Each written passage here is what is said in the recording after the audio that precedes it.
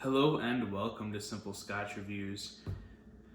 Today we have Aberfeldy 18, red wine finish. It's a Bordeaux finish. I'm not a wine person, so I'm not all that knowledgeable by any means in wine. French red wine cask, I believe it's a type of Bordeaux.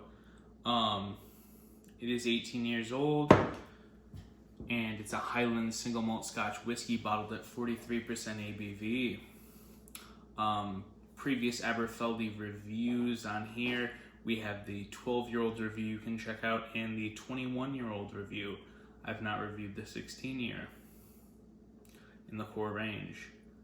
I had only experienced Aberfeldy 12 and 21. Both are different, both are nice, different ways.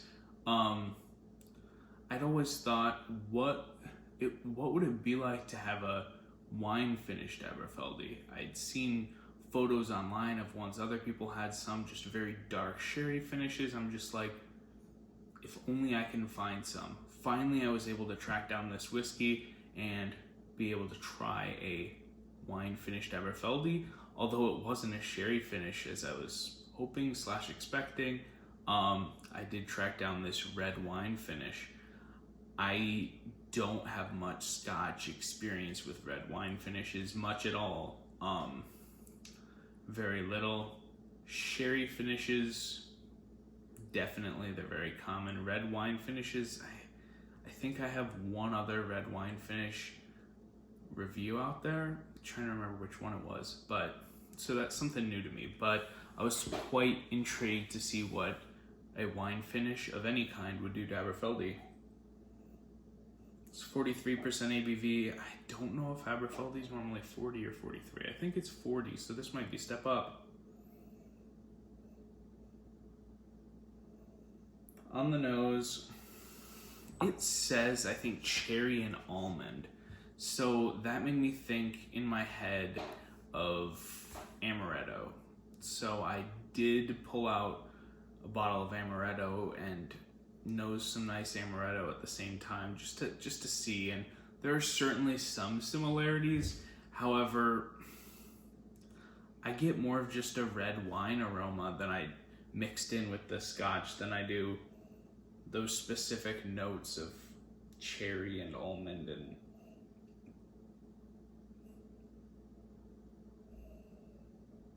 it is kind of hot on the nose for 43%.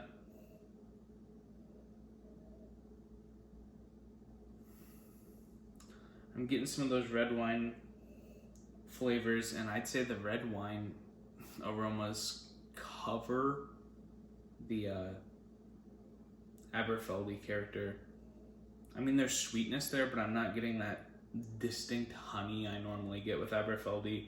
Not getting those lighter fruits. Honestly, it's weird because I'm not like able to pinpoint the fruit in here.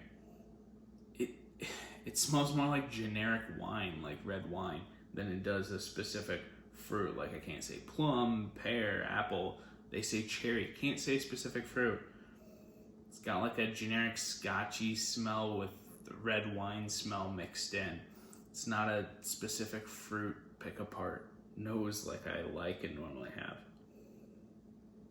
It's not a bad nose, it's just different. If I were more familiar with red wine finishes, then maybe I'd know more.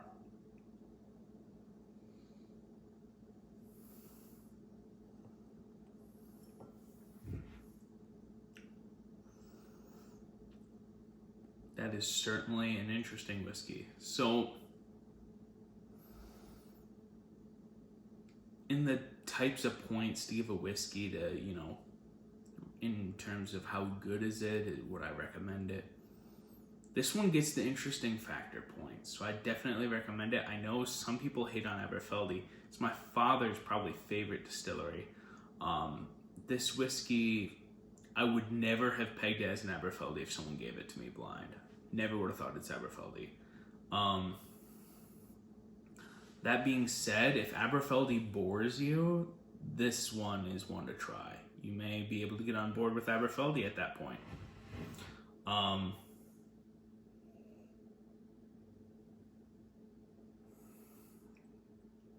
It's a short finish. What does linger? No sweetness. There's some sweetness on the palate, but the sweetness doesn't linger. Just a little bit of that winey note. It's weird because I'm having trouble picking out the notes that make up that wine influence like I normally would in a sherry finish. This red wine finish, it's... for some reason, it's just a cohesive wine note. There's no, oh, I'm tasting these berries. It's just a winey note. In my notes, when I spent some more time dissecting it, I said it's that red wine. It's just interesting, and this is panning out to not be as great of a review as I hoped, just because I'm having trouble articulating and picking apart those notes. It's more of just it's got a red wine note. If you like red wine, this might be a gateway whiskey as well.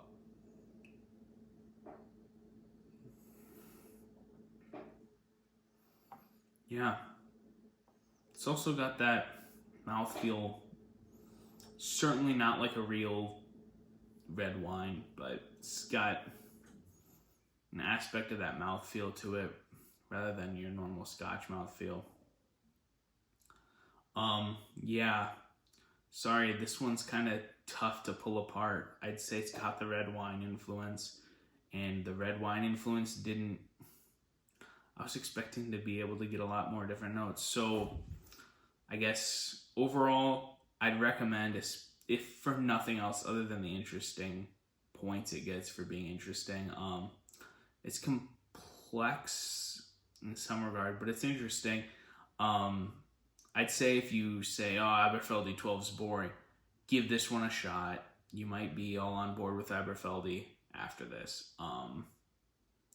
Sorry I couldn't be of more use with tasting notes. It's just, I take notes before I do these videos just so I can see if there's anything I've forgotten while I do the live tasting. But honestly, I wrote those things that I said about it being tough to pick apart specific notes. It just is in this whiskey for some reason.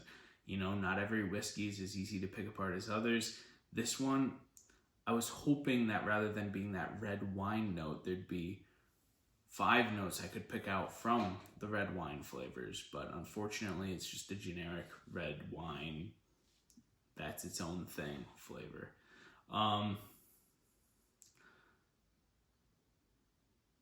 Yeah, I'd recommend for the interesting factor. Certainly nothing off-putting about it to me, it's just different. Subscribe to the channel, get notified when more videos post. I know there was a period of absence as I remodeled and moved, but now more videos are going to be churning out, so you're going to want to subscribe so you have access to those. Check out my channel. There's lots of reviews up. You can see lots of different reviews. You can see that I don't do this always with the whole not picking apart notes. Normally there are much better tasting notes and they're more picked apart. This one is a tough one, and I spent time with it and more was not revealed. But either way, thanks for watching. Like, subscribe, check out the other videos. I'm sure you'll find some other videos interesting if you find Scotch interesting, and enjoy your whiskey. Thanks for watching.